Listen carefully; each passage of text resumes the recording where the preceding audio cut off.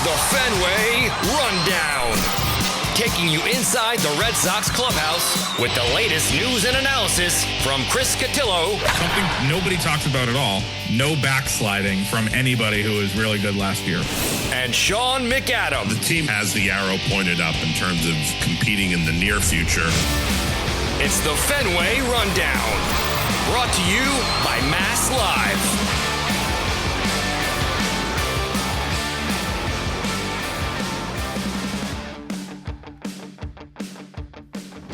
That's right, Fenway Rundown. It is the Sunday, February 15th version, second one of spring training. I'm Chris Cotillo, sitting here with Sean McAdam, back in our Airbnb studios. And 6 days since our last podcast, lots of spring training coverage.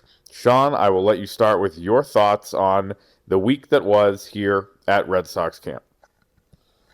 Well, we've got the first trade, which happened just as we were arriving with Caleb Durbin coming to the Red Sox. It has been, let's say, far less eventful than the first week of spring training a year ago. And that point was drummed home on Sunday when, on the first full squad workout day, ownership and team president Sam Kennedy were in town, and the subject of Rafael Devers, the subject of Alex Bregman going to the Chicago Cubs as a free agent came up. It was a reminder, Chris, of how chaotic it was a year ago this week. With so much going on in camp, this has been far more uneventful other than the Durbin trade. And it is more of a normal spring training. And I think some of that also comes from the fact that the Red Sox are coming off a playoff appearance, and there's, I think, some optimism about where this team is headed. Yeah, definitely. And we'll get into ownership today and kind of the thoughts on what Sam said. You know, Tom Werner had some interesting comments to the Globe. John Henry, he was there physically, but did not speak to anyone, which is one of the great surprises of our time. Not that I harp on that. We did change the intro, though, so I have to harp on it a little more live, which, you know, cue the listener complaints. But I think my takeaways from this week, you know, you look around the clubhouse, there are bigger names. There are important pieces, which, you know, there have been kind of increasingly, but there's a presence of, here's Roman Anthony, here's Garrett Crochet, you know, here's Suarez, who's getting, you know, $26 million a year, and Sonny Gray, who has some skin in this game, and Chapman, not just in terms of imposing stature, but what he did last year and throughout his career, and Whitlock, and Story, and I mean, they have players that are established. And I always kind of, you know, look at that in terms of who goes on the bench. In previous years, like when I started on the beat in 2018, it was in the first spring training in 2019, haymakers with the bench from Sale to Price to Porcello to Kimbrel in 2018, not 19, to J.D. Martinez, Bogarts, Mookie, Bradley, Benintendi, Vasquez, really important, well-known guys. Then there was a lull there where there really weren't that many, you know, famous, well-known players who you want to hear from in the 22, 23, 24 era. And in the last 2 years, that's increased. And, you know, we've heard from, I think, pretty much the important pieces of the pitching staff. I know you talked to Chapman one-on-one today. We talked to, as a group, Whitlock, Suarez, Gray, Crochet, Bayo. You know, basically kind of the messages you would expect from them. We'll hear more from the position players coming up. Here's my takeaways from camp, just in terms of a, you know, what you need to know type of thing. Injury front, I think there are 3 guys as of right now you should be really worried about missing opening day for this team. 2 of them are not a surprise, really. Tristan Casas is not at a point where he's going to be pushing for an opening day roster spot. That's obvious, but seeing it and seeing kind of where he is in the progression, not doing drills with the rest of the position players, all about rehab, obvious. Cutter Crawford's behind the rest of the group. He was sick. They're going to slow play it. If I were to guess, they're going to kick the can down the road by putting him on the IL to start the year. You can kind of tell by this point who's behind and who's with the rest of the group. We saw Sandoval throw a live BP and face hitters, and Oviedo and all these other guys. He's not one in Crawford that has been. And the third one, Romy Gonzalez, who is dealing with a shoulder injury. That was a little bit of a surprise when we got here. A guy that's been banged up throughout his career. They're not going to risk it. He could miss, you know, a couple weeks or some of April, whatever it is.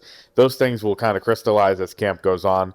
That's on the injury front. And really position battles, Sean, I think it comes down to, who slots in at second, who slots in at third between really Durbin and Meyer, with Romy out of the mix for now, at least as they're doing infield drills. That fifth starter competition, which we'll get to, is it a competition or not? And then, how they figure out a couple bullpen spots in this outfield DH type of thing. But to me, there's not like a billion crazy storylines sitting here in camp. I judge that by the news of the day, which there really hasn't been much. And that's about to even, kind of be even more the case when, 12 out of 40 guys go to the WBC in a week or two.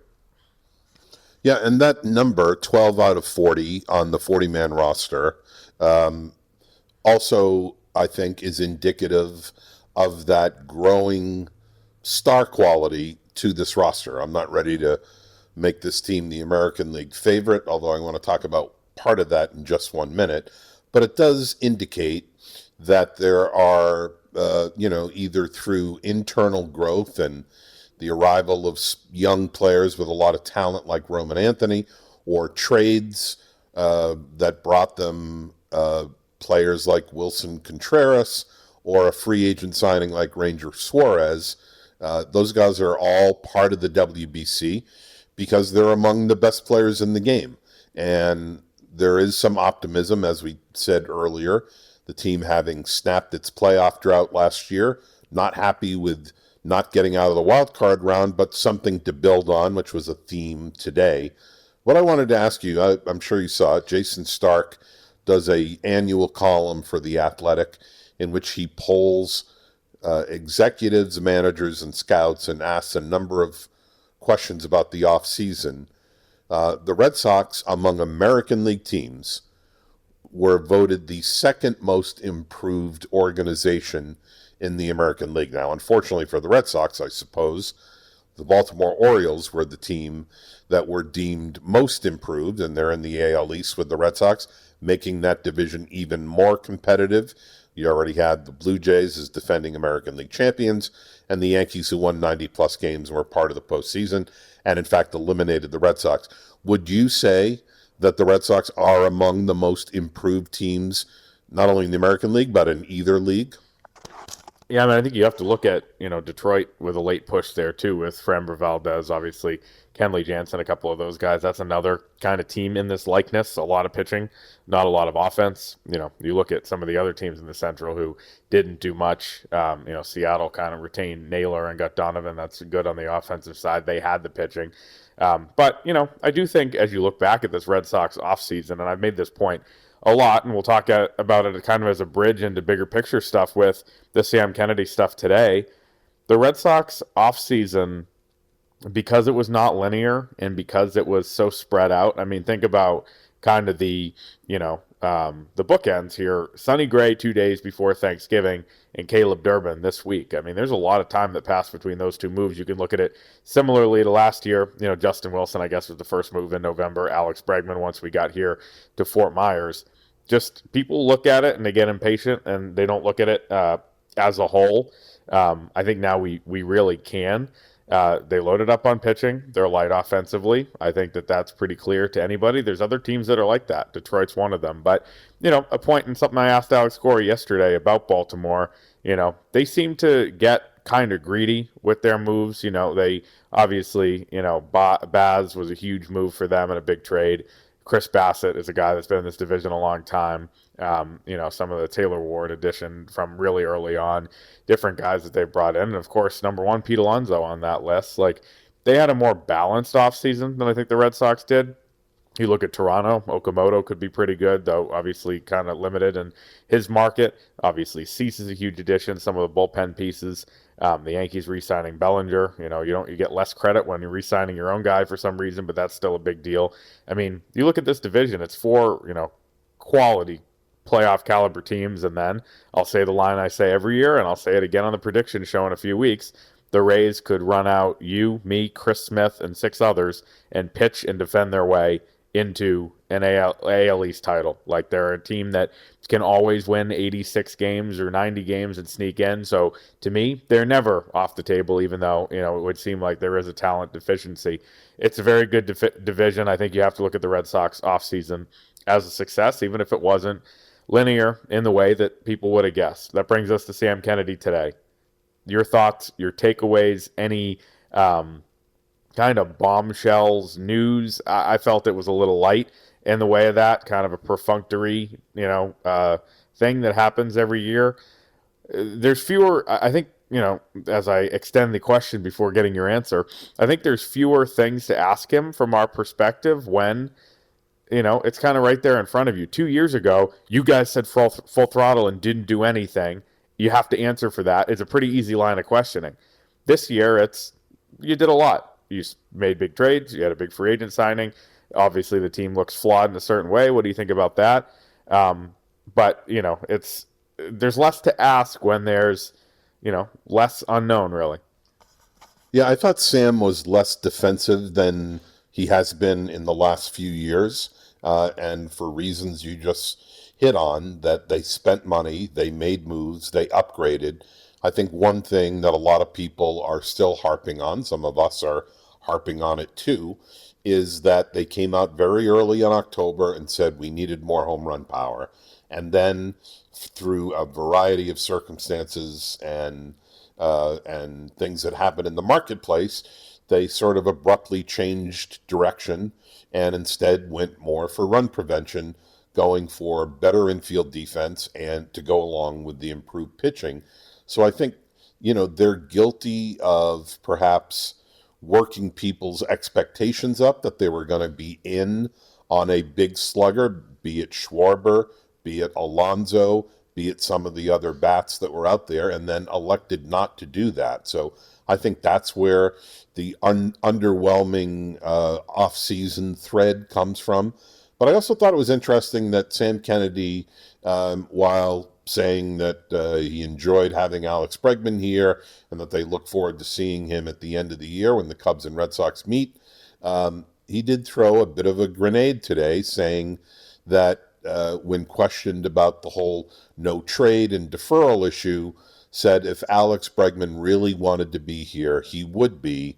That seemed to put Bregman's departure at Bregman's feet rather than absorbing any of the responsibility or blame, if you will, for Bregman leaving for the Cubs. Yeah, I thought that was a little bit defensive. And I do think, as things have tended to be in my experience with Alex Bregman, and this is not, he's gone now, so you can talk bad about him, because I've been saying this from basically the day we met him last year. Everything involving him, there's an angle to. We saw it play with the reports. We saw it play in terms of, Arizona, Toronto, whoever it was, dating back to last year when he signed here. Is Houston making another run to, different nuggets dropped throughout the year and different things. I just think there's always a game or a play being run. And the Red Sox here, I think, are trying to, run their own. I fully believe that, especially in these cases, talking points are, maybe not given or ordained on these people when they talk, but they have a pretty good idea of what they're going to say.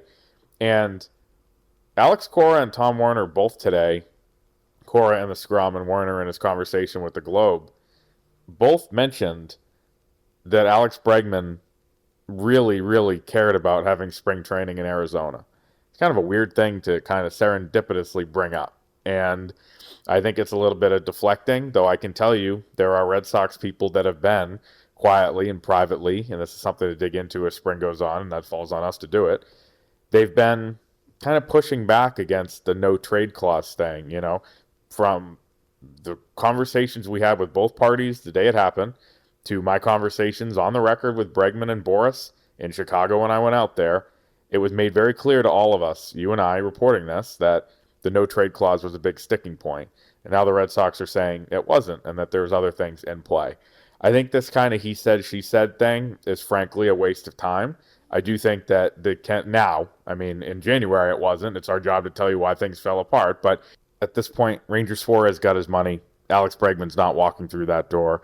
And at a certain point, it's important for him to weigh in today because it's his first time on the record. But the Red Sox aren't looking back, wondering if Alex Bregman's going to sign here, Sean.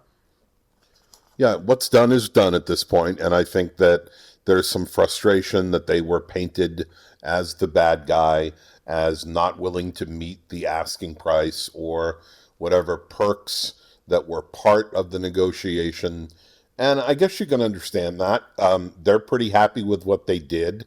Although Bregman leaving for the Cubs resulted in that change of philosophy we talked about a few minutes ago, where it became about run prevention instead of right-handed run production. So, in a sense, not re-signing Bregman changed the course of their offseason. Maybe that's why they're a little defensive about it.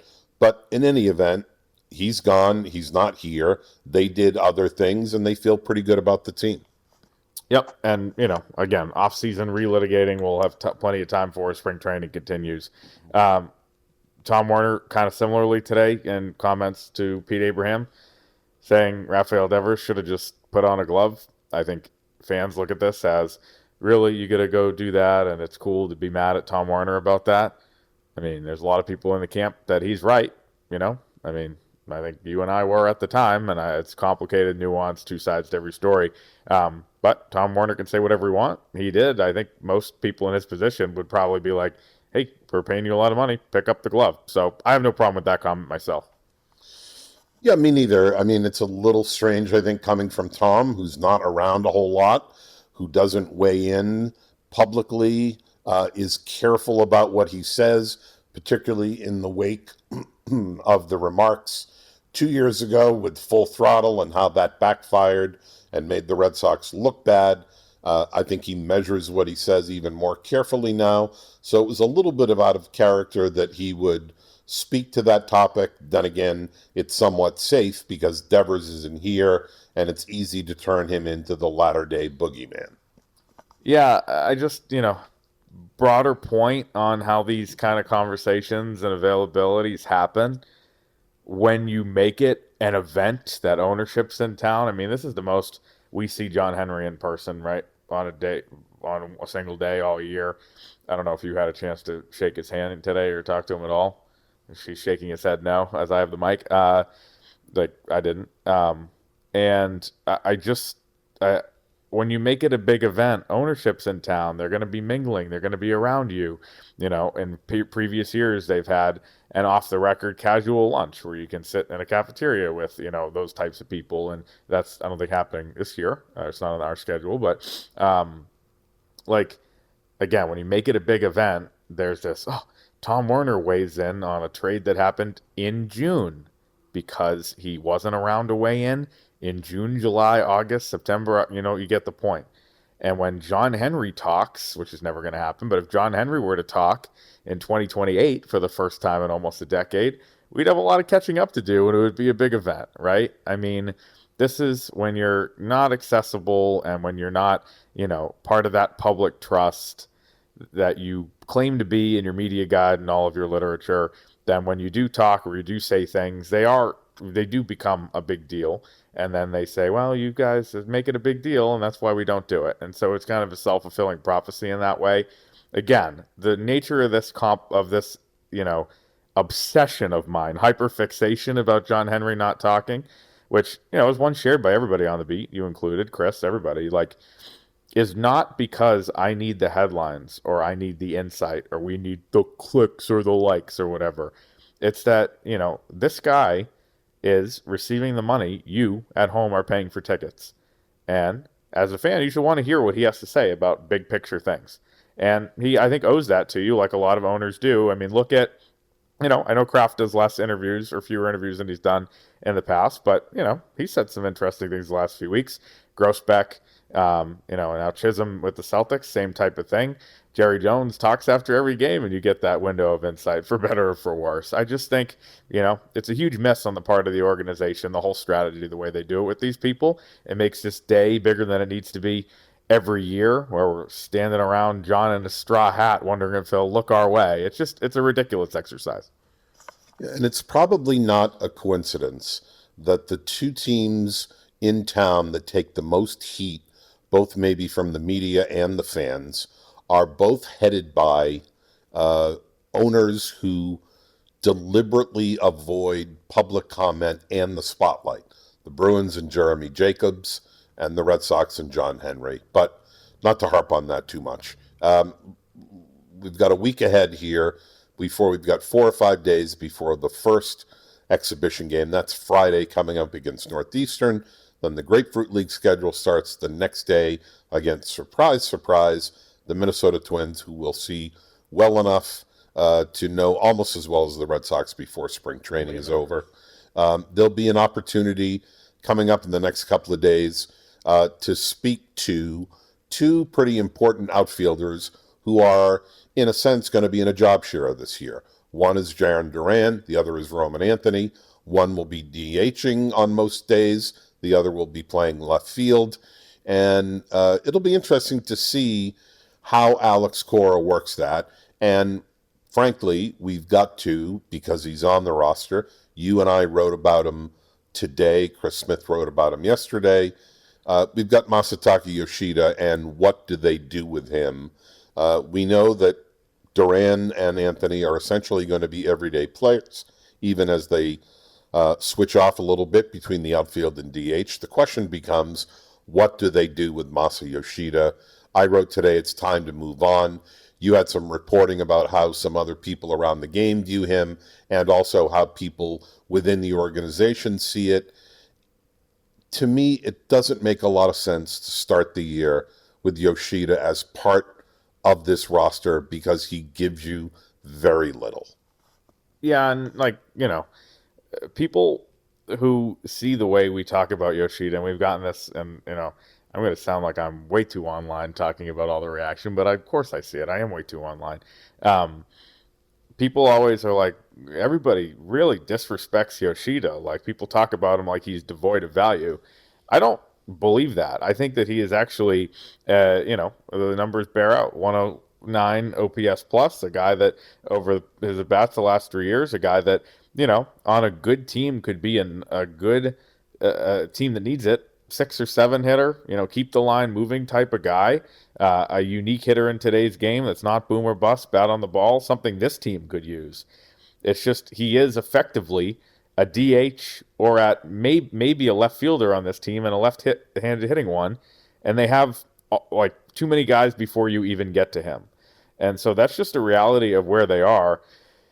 Talking to people with the Red Sox this week, they're all kind of taking the kick the can down the road attitude, which, is annoying for our purposes because we want answers and fans want answers on where's it going to be, how they're going to fix it.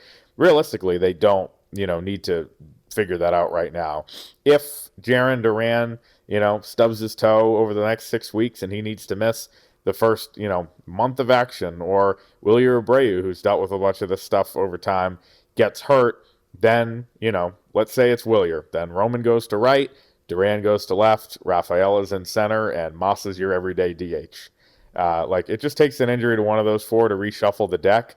But at a certain point, all 4 of those guys are going to get healthy and be healthy. The Red Sox hope it's on opening day. It's the case right now, just for the record. And they're going to be kind of facing an uphill battle to give him a meaningful role. You're not going to put him in the field compared to the other 4 guys you have. They're not going to put him at first base. They're not going to put him into run. And they're not going to really face him against lefties, because you'd rather have, if you're the Red Sox, a healthy Romy Gonzalez or Nate Eaton or, some of these guys. I don't know where you go with Kiner Falefa or him, but whatever. They don't trust him in that situation either. And so it's just, to me, do you ask him if he's okay being optioned? He has to consent to that. They can't do that on their own. Or do you try to find a trade partner and take on some of the salary? To me, I think paying it down, and, obviously these things are very, very, very, very, very, very different situations. But the divorce with Castellanos and the Phillies is kind of an interesting comp. That was for off the field, controversial type things. Masa Yoshida has been an unbelievable citizen, teammate, guy here. They really like him. You see that on a day-to-day basis with his interactions. He is not disgruntled. He is a guy that everybody really, really respects. But, there can also just be, just like in Philly with Castellanos, say, hey, we're going to just part ways. It's kind of a matter of when, not if. But they're not at that point yet because they have to see if anybody else gets hurt, is banged up, or what happens. I don't think they're going to trade Duran or Abreu or Rafaela in the next 5 weeks. you can't fully rule that out. That would also clear a path, but I don't think that's very likely. Yeah, I mean, I think we're of two different minds here on Yoshida, and I would agree with you, and I want to caution that the comp to Castellanos, other than a release and it not working out, probably ends there. Yoshida has been the good teammate, has been the good citizen. The strongest thing he has said about his tenure through the first 3 years with the Red Sox came on Saturday, where he essentially said, my first 3 years haven't worked out the way I thought they might. If that's the most critical statement you're going to be making about your situation and the organization, then that's not an issue at all. But I just wonder, I mean, we can always say, well, what if somebody gets hurt? That could happen in August of 27, and he's still under contract, and people can say, see, aren't you glad they held on to him? Well, what did he do in all of 26 in the first 4 months of 2027? My problem with Yoshida is, and I've said this before, he does one thing well. He gets bat to ball. He doesn't run, he doesn't defend, he doesn't throw, and he doesn't have power. That's a, by definition, limited commodity to have on your roster. And as far as what they do in a trade, I no longer think a trade is feasible. When you look at what it costs the Red Sox, and I use that word cost, to move Jordan Hicks, to give up David Sandlin to make it more palatable, then what would it take to be unloading much more money? Hicks had $24 million coming to him. Yoshida's got more than $37 million, and you can argue that he's got a little bit more value than Hicks because he's had some success, but it's limited. I just think they're kidding themselves into thinking that somewhere over these 5 years, the payoff's going to come. I think that time has come and gone. Yeah, 3 quick points on that. Breslow didn't sign him, so it's not a save face type of thing. That's a Heim signing, as everyone knows. Part 2, again, third time we'll clarify. The Castellanos comp is just Dave Dombrowski basically said, there's no room for you here. We're going to figure out the exit strategy. We're going to maybe offer you a similar salary, $20 million this year. We'll see if anybody wants to take that. We'll pay it down, maybe get a low-level minor leaguer back. The reasons they got there, of course, Castellanos is behavioral. Yoshida is just a product of the roster. Very, very different. But the point remains of, they're looking for kind of a way out in some way. And point 3, they didn't really have a plan for him this time last year. But, he was hitting. People forget. He was hitting and hitting well in spring training games. He had a homer or two. He was going to be, if things worked out, he could have been ready for opening day as a DH. Once he started throwing, the setbacks happened, that video of him grimacing, all that type of stuff when they were working him out to be an outfielder. Then the Devers trade happened, which I don't think they traded Raffy to get Yoshida back on the roster. And all of a sudden, the path was there for him to be the DH, and he came back a couple weeks later. But they didn't have a plan for him last year. It ended up, I don't want to say it worked out, because no one would have chosen that path, of course. But I think they're taking a similar, strategy this time. And, I think they're really hoping that he has a pretty good, spring training. 2 guys that the Red Sox could really benefit from having a really strong camp, Sandoval and Yoshida. How they perform in those spring training games could really help their trade value. Spring training games largely don't matter. We always talk about that with all the information available to teams, but that's an opportunity for scouts to get a look at those 2 players the Red Sox could, be without. And so, yeah, I think that's going to be important. Last thing we'll touch on today, a little bit of surprise, one of the more newsy things, though it's still pending as we record this on Sunday night. Roman Anthony, a World Baseball Classic participant, it seems, most likely, as we've told you on this podcast before. You can't say a guy is playing in the WBC until you see him on the line before first pitch in those games, because it's so fluky with insurance and everything that goes with it. But I saw Roman Anthony walking through the clubhouse yesterday with some WBC paperwork, which would seem to be a good sign. Seemed like the Red Sox didn't really want him to go. He didn't want to do it, or thought it wasn't right. And then Team USA came calling, and here he is on the way, along with every other outfielder. It's good for him. It's good for the Red Sox to have their young star on that stage. as Alex Cora likes to say, a guy could get hurt playing in WBC. He could get hurt in a backfield in Fort Myers. I just think the more guys you have out there, the more key players you have out there, the chances something goes wrong increase. But, if you want to grow the game, you want to make this tournament good, you want to showcase your best players, all of them playing. Just a little surprised Roman's doing it. Yeah, I agree. And I think you're correct in that. I think if you administered some truth serum to Craig Breslow and Alex Cora and others in the organization, they'd probably say they would prefer Anthony to be in camp. Let's not forget, this is his first major league spring training, second major league spring training camp, but first with the possibility and, in fact, definitively going to be part of the major league roster on opening day. I would think, particularly because his season ended with injury, with the oblique pull and missing the last 3.5 weeks and missing the first playoff experience that he might have experienced. My guess is they would prefer him to be here to sort of, oversee his preparation and readiness for his first opening day, but they also understand that they can't stand in his way and that there is some betterment for the game and showcase for the sport, and there will be some positives from the experience for him being on that big stage. I just think in a perfect world, the Red Sox would like to have him under their own thumb, as it were, for the next month. And there's a lot of guys in that boat, from Duran, Rafaela, Abreu, Ranger Suarez, Bayo, even Nate Eaton going on to this WBC. So a busy week planned here, of course. The three of us all together will be here for another week. Our goal, as it is every spring training, is to get a couple of interviews for this very podcast. We have a couple requests in with the Red Sox to get a couple special player episodes in. Those schedules, as they say, are fluid, so we will be trying our best over the next few days. And, of course, anything happens, you can find it on the site first. It's MassLive.com.